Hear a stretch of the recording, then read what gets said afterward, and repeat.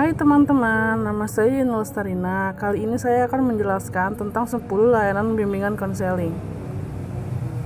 Sebelum saya menjelaskan, saya ingin bertanya, apakah ada yang tahu apa saja 10 layanan bimbingan konseling? Ayo, siapa yang tahu? Angkat tangannya.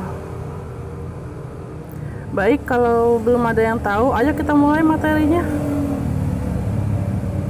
Yang pertama ada layanan orientasi.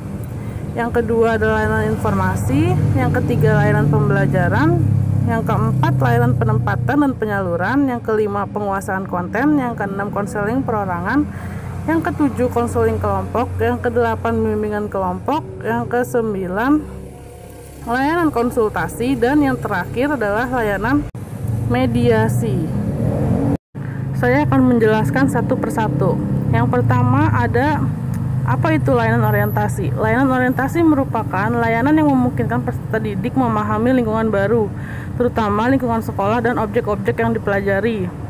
Tujuan layanan orientasi adalah agar setiap peserta didik dapat beradaptasi dan menyesuaikan diri dengan lingkungan baru secara tepat dan memadai, yang berfungsi untuk pencegahan dan pemahaman. Selanjutnya, apa itu layanan informasi? Layanan informasi adalah layanan yang memungkinkan peserta didik menerima dan memahami berbagai informasi, seperti informasi diri, sosial, belajar, pergaulan, karir, dan pendidikan lanjutan. Tujuan layanan informasi adalah membantu peserta didik agar dapat mengambil keputusan secara tepat tentang sesuatu dalam bimbingan pribadi, sosial, belajar, maupun karir berdasarkan informasi yang diperoleh. Dan selanjutnya, apa itu layanan pembelajaran? Layanan pembelajaran merupakan layanan yang memungkinkan peserta didik mengembangkan sikap dan kebiasaan belajar yang baik dalam menguasai materi belajar, atau penguasaan kompetisi yang cocok dengan kecepatan dan kemampuan dirinya, serta berbagai aspek tujuan dan kegiatan belajar lainnya, dengan tujuan agar peserta didik dapat mengembangkan sikap dan kebiasaan belajar yang baik. Layanan belajar berfungsi untuk pengembangan. Selanjutnya, apa itu penempatan dan penyaluran? Penempatan dan penyaluran merupakan layanan yang memungkinkan peserta didik memperoleh penempatan dan penyaluran di dalam kelas, kelompok belajar, jurusan atau program studi, program latihan, dan lain-lain.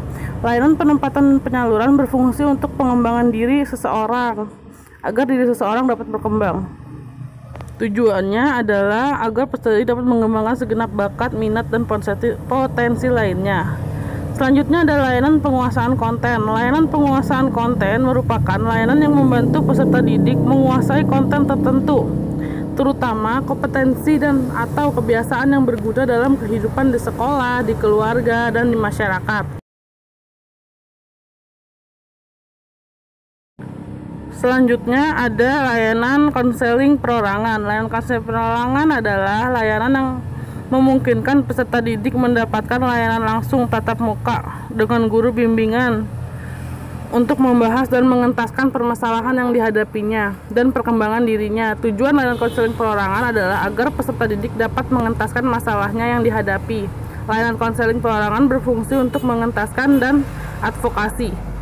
Selanjutnya ada layanan bimbingan kelompok. Layanan bimbingan kelompok merupakan layanan yang memungkinkan sejumlah peserta didik secara bersama-sama melalui dinamika kelompok memperoleh bahan atau membahas pokok bahasan tertentu, menunjang pemahaman dan pengembangan kemampuan sosial.